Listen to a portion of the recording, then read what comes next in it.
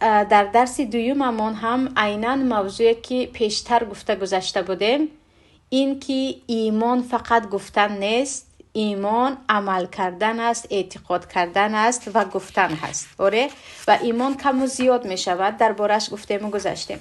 امروز می گذاریم به باب دویم از کتاب ایمان که بابون دعاؤکم ایمانکم، یعنی دعای شما ایمان شما. در اینجا هم مؤلف امام بخاری میخواهند به ما ثابت کنند که ایمان فقط گفتن نه و عمل کردن هست. دعا کردن نگاه کنید در آیت قرآن کریم در سوره فرقان الله میگوید قل ما یعبأ بکم ربی لولا دعاؤکم. یعبأ پروای ندارد، یعنی اهمیت نمیدهد.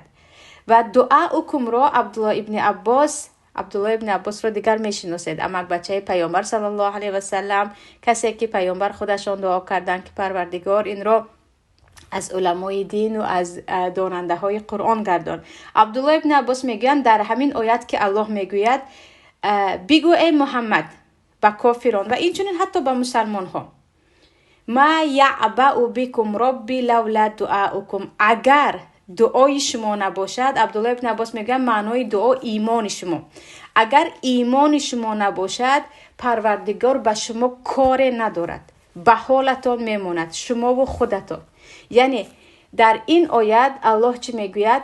تو ایمانت هست که در نزد الله قدر داری. اگر ایمان نداشته باشی در نزد الله تو پوچ هستی، به هیچ چیز هستی و هرگز به هزار اوج اعلی رسی هم بدون که یک بنده حقیر هستی که خواه و ناخواه پشیمان شوان، حسرت خوران، دیگر به عذاب‌های حتی دنیوی گرفتار شوان. چگونه که میدونید هر کسی که کافر است و ظالم است خواه و ناخواه، مگر اینکه بعضی کفار هم بعضی کارهای خیر میکنند که نه به خاطر ایمانشان، چون پروردگار با عدل خودش به نیکی ها جواب نیکی میدهد، بعضا اینقدر خور نمیشوند. اما اساسا علل خصوص ظلام یا ظالمان را میبینید که یکی به سکته قلبی، یکی به سکته مغز، یکی با هزار و یک بلای دیگر از این دنیا می رود. انسان در نزد الله زمان قدر دارد که او ایمان داشته باشد و معنای دعاؤکم را عبدالله ابن عباس میگویند ایمانکم. پس دعا که عمل کردن هست چی است؟ با معنای ایمان هم می آید. و اینجا حدیث را می آورند، حدیث عبدالله ابن عمر رضی الله عنه، یعنی پسر عمر خطاب را. پیامبر صلی الله علیه و سلم گفتند بنی الاسلام علی خمس، شهادت لا اله الا الله و ان محمدا رسول الله و اقام الصلاة و ایتاء الزکات و الحج و صوم رمضان. پیامبر صلی الله علیه و سلم میگویند اسلام با 5 چیز بنا است. تصور کنید اگر اسلام یک خانه باشد با 5 ستون این خانه بنا هست و بزرگترین این ستون که اگر نباشد خانه کاملا نیست. این یکم شهادت دادن به اینکه نیست معبودی بر حق بجز الله و محمد صلی الله علیه و سلم فرستاده الله هستند. یکم شهادت دادن است و شهادت را میدونید که ما به دهان میگوییم. آره، به دهان میگوییم و با قلب تصدیقش میکنیم، اما دوام دارد. فقط با همین کافی نیست. پیامبر گفتن و خواندن نماز و البته در وقتش با شرطهایش، با رکنهایش و دادن زکات اگر مال تو به 85 گرم طلا رسیده باشد و دیگر میدونید قرضدار نباشه و 1 سال گذشته باشد، و حج کردن و روزه داشتن. پیامبر اسلام را یکمش رو، یعنی داخل شدن رو با شهادت لا اله الا الله، با شهادت دادن گفته باشن. بعد از این نماز و زکات و حج و روزه رو آوردن. همه میدونیم که نماز فقط با گفتن نه، با عملهای دستی هست، روزه داشتن هم و حج کردن و زکات دادن هم. یعنی اسلام آدم، ایمان آدم فقط با گفتن نه و این عملها هست. پس نگاه کنید خانه شما 5 تا ستون دارد. آره، ستونی از همه قویه شهادت لا اله الا الله است که با آن خانه را شروع میکنید ساختن را. 4 تای دیگر ستون دارد، نماز و روزه و حج و زکات. هر یک انسان کی هم نباشد یکی از همین ها رو انکار کرد، معنای این کار چی است؟ گفت همین زکات دروغ است، به من اصلا نگوید، من پولم رو به کسی نمیدیم. به اتفاق تمام علما و کافر است. چرا؟ رکن از رکنهای اسلام که در آیت و در حدیث هست او چیکار کرد؟ انکار کرد. گفت به من این رو نگوید. کسی نماز رو انکار کرد، کسی حج رو انکار کرد، کسی روزه رو انکار یعنی عموما به گردن نمیگیرد، میگوید این چیز به من در کنه، آن انسان مسلمان حساب نمی شود مگر اینکه توبه کند، باز کلمه شهادت عرضه کند و بگوید من توبه کردم و به الله برگشتم. هزار گفته که نه من چند بار حج میکنم اما نماز رو به گردن نمیگیرم. دروغ است، این مسلمانی نیست. حج را تو شاید به خاطر ریا و خودنمایی کرده ایستاده ای، وگرنه برابری حج چی است؟ در ما نماز هم هست. یعنی این 5 رکن اسلام کدامش را انکار کردید کلا از دین خارج میشوید، اما نکردید چی؟ نماز رو نخواندید، کافرید یا مسلمانید. اگر از روی تنبلی باشد در نزد جمهور علما مسلمان است، بجز قول در مذهب امام احمد که میگویند نه، مادامی که او نماز نمیخواند به مسلمانیش باور نکنید. چگونه او میتواند نماز نخواند در حالی که پیامبر صلی الله علیه و سلم گفتن فرق بین ما و بین کفار این نماز است. اما به اتفاق تمام علما کسی که حج نکرد، شرایط داشت و یا اینکه زکات نداد یا اینکه روزه نگرفت، او کافر نمیشود و مبتلای چی است؟ گناهی کبیره است، بجز نماز که از همه مسئله جدی‌تر در اینجا چی است؟ نماز. اما کدام این رو انکار کردید؟ گفتید همین حج دروغ است، چیکار میکنم من به عربستان رفته؟ این گونه انسان های بی ایمان هم هستن. یا چرا من زکات میدادم؟ به من چی؟ من اصلا پولم رو خودم جمع کردم. این انسان چی نمیشود؟ مسلمان حساب نمیشود. پس اینجا پیامبر به من شما بیان کردن که مسلمانی به گفتن نه، مسلمانی گفتن و بعد از این شروع میکنید با عمل کردن. شهادت لا اله الا الله محمد رسول الله گفته داخل شدی، دوام ده، باید نماز خوانی، روزه گیری، زکات دی، حج کنی، شرایط داشته باشه. نه من مسلمانم دیگر یگان کارش رو نمیکنم که نمیشود. بینایی تو ویران است، خانه که تو اسلامی که بنا کردی ویران است وقتی ستونی او را تو چیکار نکردی، برپا نکردی. و باب سیوم میگذاریم خواهران عزیز، باب امور الایمانی و قول الله تعالی.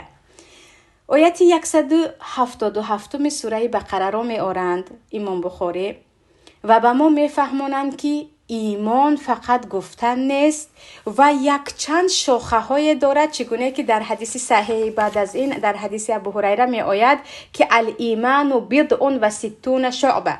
پیامبر صلی الله علیه و سلم میگویند ایمان 67 شاخه دارد. در بعضی اگر روایت ها اگر نگاه کنیم ایمان زیاده از 60 شاخه دارد، یک چند شاخه ها دارد. برای کامل شدن ایمانت تو باید تمام این شاخه ها را به قدر توان نگاه کرده عمل کنی. اکنون اینجا از آیت قرآن کریم، از آیت 177 بقره، امام بخاری به ما دلیل می آورند که ایمان فقط به گفتن نه، یک چند عمل های هست که الله سبحانه و تعالی در کتابش گفت این عملها از شاخه های ایمان است، یا اینکه عملهای هست که مؤمنان انجام میدهند و مؤمن بودن خود را اثبات میکنند. آیت الله میگوید اعوذ بالله من الشیطان الرجیم لیس البر ان تولوا وجوهکم قبل المشرق والمغرب ولكن البر من آمن بالله والیوم الاخر والملائکه والکتاب والنبیین. تا همینجا اول میستیم خواهرها. الله میگوید ایمان یا گفتیم کار ثواب و ایمان اصلی طرف مشرق و مغرب نگاه کردن نیست. همین سخن را زمانی که میدونیم در اول قبله تقریبا 6 ماه به طرف بیت المقدس بود. آره بیت المقدس که الان زیاده از 70 سال است در دست یهودها در فلسطین هست و با آن همه تعداد زیاد مسلمان ها نمیتوانیم ما بیت المقدس خود را از دست یهودها گیریم. پروردگار خودش به زودی به دست مسلمان ها برگرداند. این قبله دوم مسلمان ها هست که یک وجب هم در آنجا نیست که تمام پیامبران به آنجا رفتگی هستند. بیت المقدس که قدس میگویند در فلسطین هست خواهران عزیز، تمام پیامبران قدمشان به آنجا رسیدگی هست و پیامبر ما هم اول به آنجا قدم نهاده بودند و سپس به معراج به آسمان برآمده بودند. و در اول اسلام پیامبر صلی الله علیه و سلم حدود 6 ماه یا زیاده یا کم که بعضی روایت ها هم هست در اینجا به طرف بیت المقدس نگاه کردن نماز خواندن تا اینکه فولی وجهک قبل شطر المسجد الحرام گفته آیت نازل شد که نه تو به طرف کعبه نگاه کن. بعد بعضی مسلمان ها گفتن چرا ما این طرف نگاه میکردیم اکنون این طرف نگاه کرده نماز میخوانیم. اینجا الله میگوید ایمان این طرف نگاه کردن این طرف نگاه کردن نه. ایمان چی هست؟ ایمان رو الله میگوید ولکن البر من آمن بالله، کسی که به الله ایمان بیارد، کسی که به روز قیامت ایمان بیاورد و کسی که به فرشته ها ایمان بیاورد و کسی که به کتاب های آسمانی ایمان بیاورد و کسی که به پیامبران ایمان بیاورد. ایمان این است، یعنی اولا الله فقط کارهای قلبی رو میگویند. ایمان باوری با قلب میشه، داره گفتن با زبان باوری با قلب. اکنون کارهایی که فقط کاری دل است وقتی الله میگوید بعد از این شروع میکند و آت المال علی حبه ذوی القربى والیتامى والمساکین و ابن السبیل و السائلین و فی الرقاب. اکنون الله میگوید ایمان حقیقی با باور کردن به الله و پیامبر و کتاب های و روز قیامت و فرشته ها باشد. باز ایمان حقیقی با صدقه کردن نگاه کنید. آت المال علی حبه معناش این است که تو بخیلی کنان وای کاش نمیدادم گویان نه، بخورسندی اینکه الله از من قبول کند، الله از من راضی شود گویان، مالی که در دست داری یا هر چیزی که الله به تو رزق داده است کم از زیاد از آن میدهی بکی یکم ذوی القربى بخیش و تبار. برای همین خواهران عزیز در ما حدیث است در صحیح پیامبر صلی الله علیه و سلم میگویند وقتی صدقه میکنی از خودت شروع کن، از خویش و تبارت، سپس به بیگانه. در حدیث دیگر که وقتی به خویش و تبار محتاجت صدقه میکنی تو 2 برابر اجر میگیری. هم این که تو رابطه های خویش و تباری را پیوست کردی، هم صدقه کردی. اینجا هم الله وقتی میگوید ایمان حقیقی این است که با خرسندی، با رضایتی قلبت، بخیلی نکرده، کاش نمیدادم نگفتن، نه، به تمام رضایت علی حبه خودت دوست داشته پولت را یا مالت را یا هر چی در دستت هست، شرط نیست که تو بای باشی. چون پیامبر میگن اتقوا الله ولو بشق تمره، با نیم پاره خرما باشد هم شما میتوانید رضایت الله رو به دست آورید، خود رو از آتش جهنم دور کنید. اینجا الله میگوید با محبت و با دوستداری و با رضایت نفس و وجدانت پولت را یا مالت را یا آنچه که در دستت داری و میتوانی یکم ذوی القربى به خویش و تبارهایی که محتاج هستند یا حتی محتاج نیستند، فقط به خاطر اینکه محبت زیاد شود به آنها میدهی. دویم والیتامى به یتیم ها کمک میکنی. یتیم کسی هست که سرپرست ندارد که به او یاردمش کند، شرایط او را مهیا کند و اساساً به کودکانی که به بلاغت نرسیدند و پدرشان مردن یتیم میگیم، چون این پدر است که اساساً به کودک خود نفقه میکند. و به یتیم ها کمک کنید و به مساکین، به محتاجانی که دیگر شرایط خوب ندارند به آنها کمک کنید. و ابن السبیل و آنهایی که مسافرند، در راه ماندند، برای راه کرا یا برای در مسافرت روز گذرانیدن محتاج هستند به آنها کمک کنید. و سائلین و آنهایی که آمده به شما چی میکنن؟ به من کمک تگویان تصول میکنن، یعنی سوال کننده هایی که گدا میگویم در تاجیکی، گداهایی که آمده چی میگوین؟ من محتاجم، به آنها کمک کنی. و فی الرقاب و اقام الصلاة و فی الرقاب آنهایی که در اسارت هستند.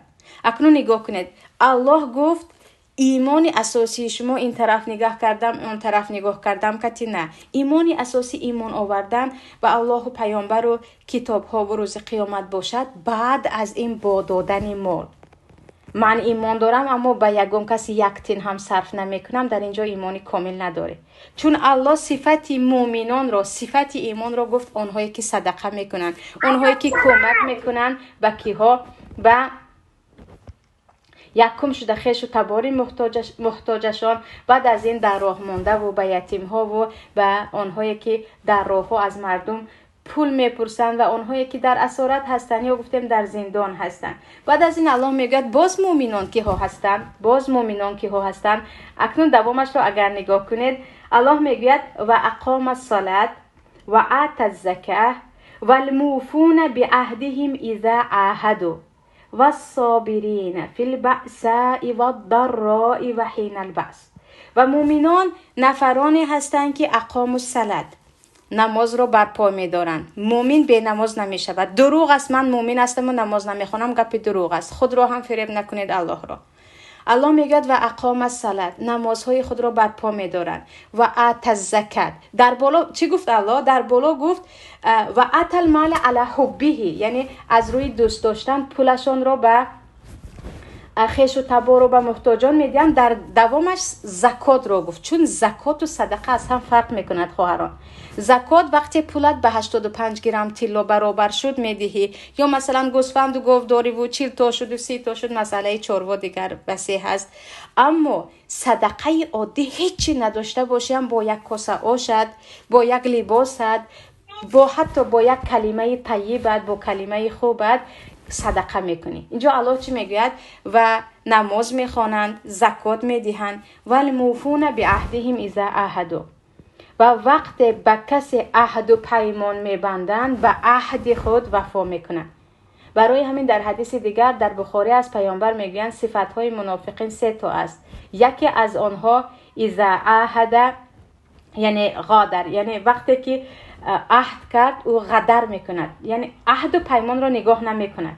عهد و پیمان خود را هرگز در جایش نمیدارد، به عهد و پیمان خود خیانت میکند. الله میگوید والموفون بعهدهم اذا عاهدوا، و آنهایی که وقت عهد و پیمان کردند آنها در عهد و پیمان خود چه هستند؟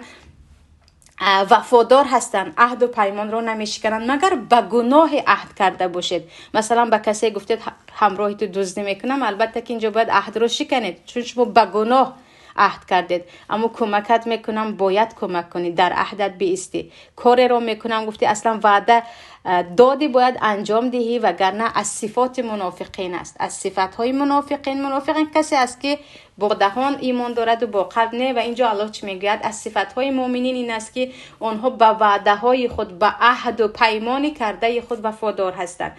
و در دوامش و صابرین فی البأساء و الضراء، و مؤمنان نفرانی هستند که صبر میکنند در دو حالت، بأسا و ضراء. بأسا خواهران عزیز کم بغلی، خفگی، ضیقی هست، یعنی انسان به سبب تنهایی گویم، مسافری گویم می شود، عموما حزن درونی دارد، خفگی درونی دارد، غم دارد، یا اینکه در حقیقت دستش تنگ است، کم بغل است، یا اینکه تنها مانده است، یا اینکه عموما از این طرف از آن طرف یک مصیبت دارد که غمگین است. این بأسا می شود. و ضراء بیماری، یعنی الله میگوید مؤمنان کسانی هستند که خواه کم بغل باشند و اذیت بینند، خواه بیمار باشند و درد کشند، صابرین، صبر میکنند. معنای صبر چی است؟ شکایت نکردن به مردم، با زبان خود به مردم شکایت نکردن. ای چرا من این شدم، ای حالتی من رو بینید، چرا دیگران من هستم. اینها همش بی صبری هست. شکایت رو به الله بردن، به الله شکایت کردن که پروردگار من همین مشکلی رو دارم حلش کن، این بی صبری نیست. چرا؟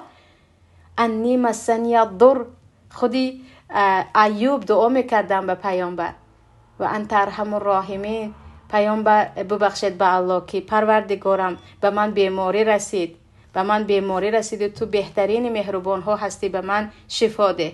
آره پیامبر دعا میکردن پروردگارو از کمبغلی نجاتم ده، از تمام فتنه ها نجاتم ده. یعنی شما اگر به الله شکایت بردید که پروردگار من در همین حالتم کمکم کن، یعنی چرا کردی گفته نیو، اعتراض نیو، کمکم کن، گناهگار نمیشوید. اما به مردم با زبان ببین فلانی دارد من ندارم، فلانی سلامتی خوب دارد من نه، فرزندی وی رو ببین فرزندی مرا ببین، شوهری او رو ببین شوهری مرا ببین. اینها ناشکری های هست که شما شکایت به مردم کردید و این چی می شود؟ به این آیت داخل نمی شود. و این آیتی که الله می گوید و الصابرین فی البأساء و الضراء و حین البأس، مسلمان ها نفرانی هستند که در مشکلی هایی که یا به بیماری ها هم صبر میکنن، به مشکلی های زندگی مثل کم بغلی و تنهایی و دیگر مصیبت هایی که میداند به انسان می آید صبر میکنن و حین البس و این چنین وقتی با دشمن روبرو میشوند، در وقتی با دشمن روبرو شدن هم صبر میکنن. و در دوامش الله چی میگوید؟ اولئک الذین صدقوا. انا این انسان هایی که در بالا صفتشو گفتیم ایمان دارند، آره، به غیبیات، روز قیامت و پیامبران و کتاب ها و اینها همش ایمان به غیب است، ما ندیده ایمان آوردیم. و این چنین اونهایی که کمک میکنن، یعنی بخیل نیستن، از هر چی که الله به آنها داده است به خویش و تبار و به محتاجان میدهند. و این چنین نمازخوان ها، زکات دهنده ها، به عهدهای خود وفا کننده ها و صبر کننده ها در مصیبت های بدنی و در مصیبت های دنیوی، الله چی میگه؟ اولئک الذین صدقوا. انا اینها در حقیقت در ایمان خود صادق هستند. اینها در حقیقت به ایمان هستند. ایمان دارم میگویی و کمترین مصیبت صبر کرده نمیتوانی. ایمان دارم میگویی نماز نمیخوانی. ایمان دارم میگویی اما این قدر بخیل است که اگر دوست نزدیکت خویش و تبارت از گرسنگی بمیرد هم بلا به پسش از احمقیش کم بغل است میگویی. دروغ است. این هرگز این گونه ایمانداری نیست. ایمانداران را الله خودش میگوید که انا اینها ایمانداران هستند. اولئک الذین صدقوا و اولئک هم المتقون. انا این انسان هایی که میگوید در بالا من صفت اینها را گفتم، انسان هایی هستند که در ایمان خود صادق هستند. وقتی میگویند من مؤمنم، من مسلمانم، اینها راست میگویند. و اولئک هم المتقون. انا اینها انسان های تقوادار هستند، پرهیزگار هستند، از پروردگار میترسند، برای همین این همه عمل ها رو انجام میدهند. اینجا خواهران عزیز با همین آیت 177 سوره بقره، امام بخاری میخواهند برای من و شما دلیل بیارند که انسان مؤمن باید این صفت ها رو داشته باشد و انسان مؤمن باید این عمل ها رو انجام دهد. نگو من ایمان دارم و کارها رو، عملها رو ترک کنی. نباید این گونه باشه. صفتهای مؤمن این گونه هست و این صفتها رو به من و شما خود پروردگار میگوید. و اینجا در آیت سوره قد افلح المؤمنون میگویند و سوره مؤمنون رو میآورند. در سوره مؤمنون خواهران عزیز تا آیت نهم نیست الله صفتهای مؤمنان را به ما میگوید. قد افلح المؤمنون الذین هم فی صلاتهم خاشعون والذین هم عن اللغو معرضون، که عجایب صفتهای را الله میگوید که نمیدونم در کدام ما این صفتها هست. الله نصیب کرده باشد زنده و سلامت باشیم، سه شنبه آینده صفتهای مؤمنان را از خود سوره مؤمنون که الله برای ما وصف کرده است با هم میخوانیم و دوام درس عقیده را دوام میدیم. حاضر اگر سوال داشته باشید بفرمایید.